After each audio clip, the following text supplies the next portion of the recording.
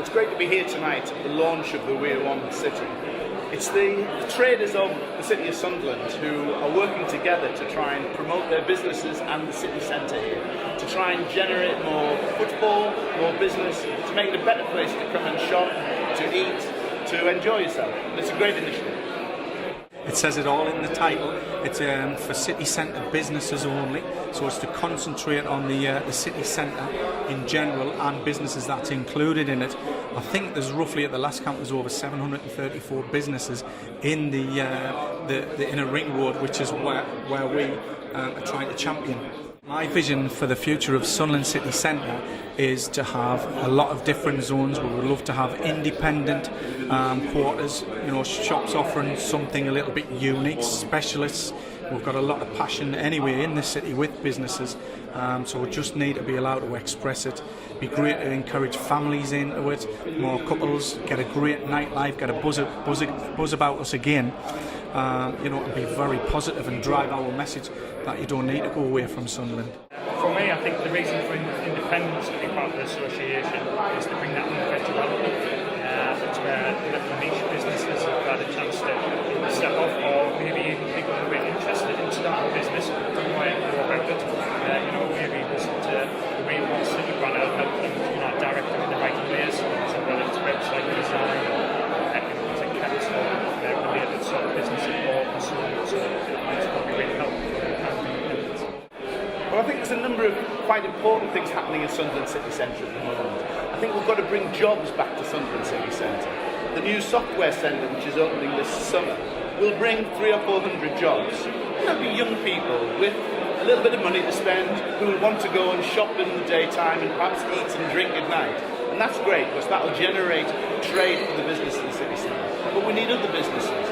And the great opportunity that I think Sunderland has is the Vaughan site, which is the biggest city centre site in the north, which is still now vacant. If we can attract the right sort of business development, which will bring jobs with it, then I think that will completely revitalise this city and make it prosperous as it was 50 years ago. So it's actually about stimulating jobs, creating businesses, and then getting a multiplier effect on that. My vision for the Sunderland City Centre is that it will be very vibrant, it will be very busy, it will be successful, it will drive the local economy for the whole of Sunderland. For that to happen, to me, key is getting more jobs in the city centre.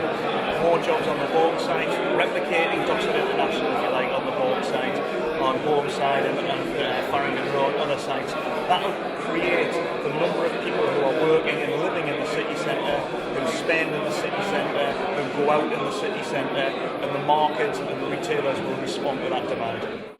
In 10 years' time, I would like to see all of the city centre traders flourishing.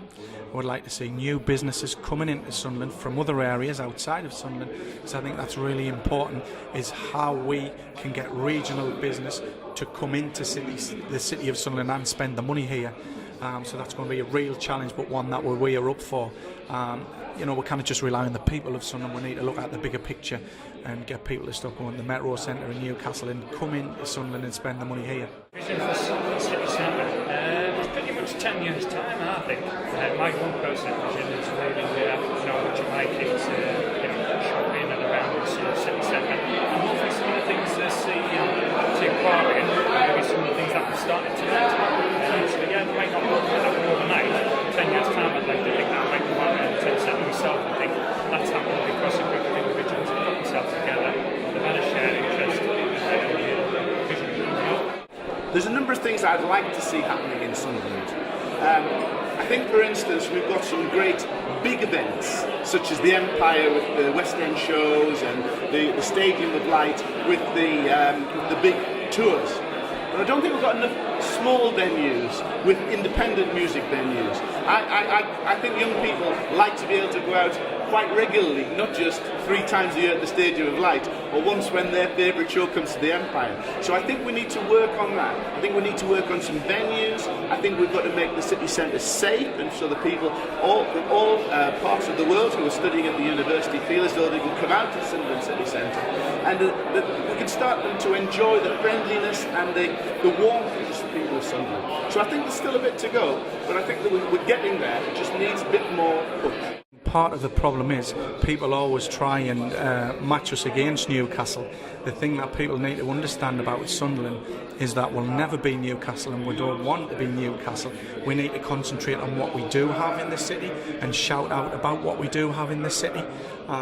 You know, I mean, as it was said in the speeches tonight by Paul, we do need to remember we've lost the shipbuilding, we've lost the coal mining, so there's a lot of heritage. But we do have really good things like Nissan, as was explained tonight. It's up to us as traders to dip into any market that we can to get advice and to share information.